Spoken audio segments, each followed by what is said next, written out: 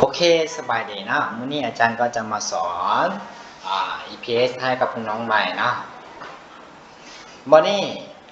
ก่อนที่ว่าเราจะเลือกได้ก็คืออาจารย์ว่าอยู่ในคลิปก่อนนะแม่นบ่ต้องได้หัวข้อ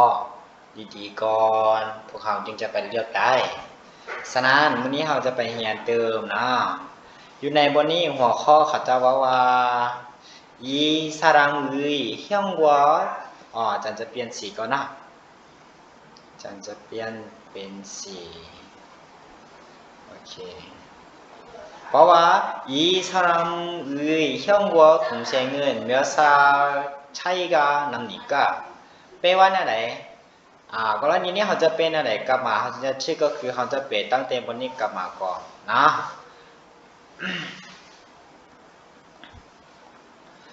เป็นบนนี้กลับมาก่อนฉะนั้นแปลว่าอะไรแปลว่าน้องกับอ้ายของคนนี้อายุต่างกันจักปีนะสิ่งที่สำคัญที่สุดอยู่ในนี้มีตัวใดได้ของหัวข้อก็คืออายุที่ว่าต่างกันของอ้ายกับน้องของผู้นี้มันบ่ต่างกันจักปีวันนี้เราจะไปเบิ่งบทความหรือว่าบทเรื่องกันนะแล้วว่า우리형제는모두3형제예요วันนี้แปลว่าอะไร형제ฮู้บ่형제แปลว่าอ้ายน้องเนาะจะแปลว่าอะไรแปลว่าอ้ายน้องของพวกเราหั่นมีทั้งหมดแม่น3อ้ายน้องต่อไป형, 저, 동생 이렇게 아들만 3명이에요. วันนี้อยู่บนนี้คำศัพท์ที่ว่าต่างอยู่ใส่อยู่บนนี้บอกอาเดอแปลว่าอย่างอาเดอแปลว่าลูกชายมันบอกก็คือแปลว่าพวกเขาหั่นจะมีเพียงแต่ลูกชายจักคน3 คนมันบอกมีไผได้มีน้อง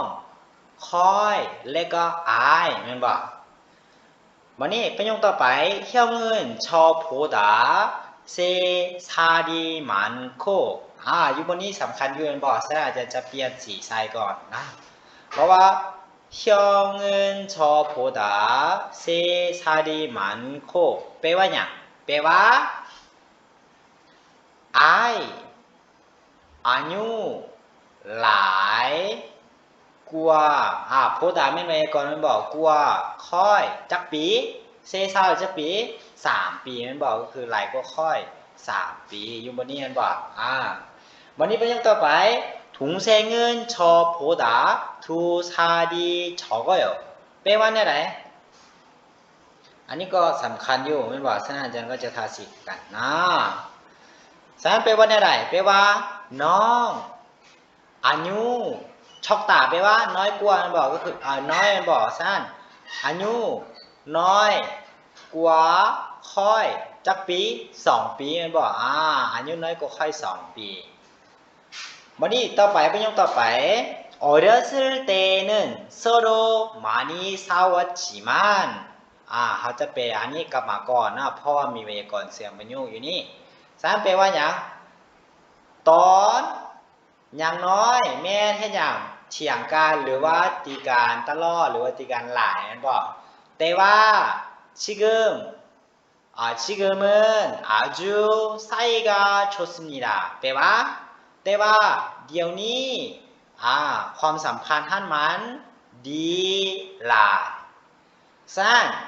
หัวข้อไม่อย่างสำคัญที่สุดก็คือเขาจะให้เราสอนอย่างสอนว่าอายกับน้องของผู้นี้อายุต่างกันจักปีแม่นบ่ตัวเลือกจะมีอย่าง1 2 3 4 2 3 4 5แม่นบ่เขาจะเอาข้อใดมันจึงจะถูกกรณีข้อที่1นี่เขาจะเอาข้อที่1นี้ใส่ได้บ่อายกับน้องอายุต่างกัน2 ปีวะน้องคิดบ่นะก็คือ2 ปีนี้อยู่ใส่อยู่นี่แม่นบ่2 ปีแม่นอาจารย์จะเปลี่ยนบิดก่อนเนาะเปลี่ยนบิดเป็นบิดแดงนะเพราะว่าอาจารย์ใส่ตัวนี้แล้ว อายุฮะน่ะ 2 ปีนี่เป็นของผู้ใด2 ปี2 ปีนี่เป็นของจะเพียงว่า2 ปีนี่เป็นของผู้ใดชอโพดาทูซาดีชอก็อยู่แปลว่าน้องอายุน้อยกว่าค่อยจะปี2 ปีแต่ข้าเจ้าถามหัวข้อข้าเจ้าถามถึงอย่างข้าเจ้าถามเถอะอายกับน้องต่างกันจักปีซาอยู่บนนี้อายุของค่อยกับน้องเป็นบ่บ่แม่นอายกับน้องแสดงว่าผิดแม่นบ่ข้อหนึ่งก็ผิดแม่นบ่บ่ถูก2 ปีบ่ถูกวันนี้ข้อที่3ข้อที่2จักปีข้อที่2นี่3 ปีแม่นบ่วันนี้3 ปีอยู่ไสอยู่นี่แม่นบ่3 ปีอยู่นี่ฉะนั้นถูกบ่คิดว่าถูกบ่เขาจะว่าประโยคนี้เขาจะว่าเฮียเงินชอโผดาเซซาดีมันโคแปลนี่กลับไปก่อนแปลว่าอย่างแปลว่าไออายุหลายกว่าค่อยจักปี3 ปีวันนี้หัวข้อแม่นบ่เขาจะถามถึงค่อยกับไออายุต่างกันจักปีบอกแม่นบ่เขาจะถามถึงใครไอกับน้องแม่นบ่ถามถึงผู้นี้แม่นบ่แสดงว่าข้อที่2นี่ก็ผิดแม่นบ่ที่3 ปีนี่แม่นค่อยกับไอซื่อๆบ่แม่นไอกับน้องแม่นบ่บัดนี้ข้อที่3ต่างกันจักปี4 ปีแม่นบ่แม่นบ่กรณีนี้ไอกับค่อยกับไอ3 ปีแล้วแม่นบ่บัดนี้น้องกับค่อยเด้น้องได้ก็ค่อยจะปี2 ปีแม่นบ่บัดนี้อยู่บ่นี้4 ปีแม่นบ่บ่มีอยู่ในนี้แล้วบัดนี้เฮาจะบวกกันได้บ่2 บวก3 บวก 2 เท่ากับหยัง3 บวก 2 เท่ากับ5แม่นบ่ฉะนั้นข้อที่4นี่มีบ่แม่นบ่แสดงว่าผิดข้อ3บ่ถูก4 ปีบ่ถูกข้อที่ถูกที่สุดก็คือข้อที่4เป็นอย่างข้อที่4ถูกข้าเจ้าถามถึงไอ้กับน้องแม่นบ่ฉะนั้นไอ้หลายก็ค่อยแม่นบ่จักปี3 ปีแม่นบ่บัดนี้น้องเด้น้องก็คืออายุน้อยกว่าค่อย2 ปีแม่นบ่ฉะนั้นข้าเจ้าถามถึงหยังไอ้กับค่อยแม่นบ่ฉะนั้นก็จะเลือกตั้งแต่2 ปีข้อ2ไปบวกกับ3ก็คือเท่า5เป็นอย่าง2 3เท่า5น้องหาค่อยก็2 ปีแล้วแม่นบ่แล้วค่อยไปหาไอ้ก็3 ปีแล้วแม่นบ่ฉะนั้นไอ้กับน้องหรือว่าน้องกับไอ้จึงห่างกัน5 ปีข้อที่ถูกที่สุดก็คือข้อ4แบบนี้นะ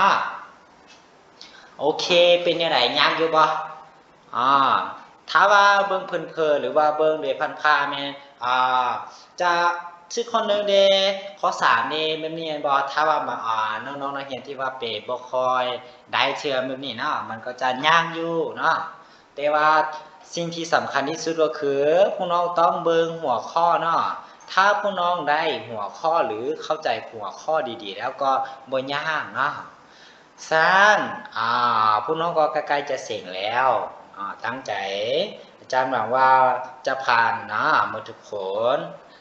พบกันในวิดีโอหน้าใหม่เนาะตัวไหนที่ว่าอยากให้อาจารย์สอนก็คอมเมนต์มาคอมเมนต์มาหรือว่าถ่ายรูปหรือส่งยูรูปว่าถามก็ได้นะโอเคพบกันใหม่ขอบใจ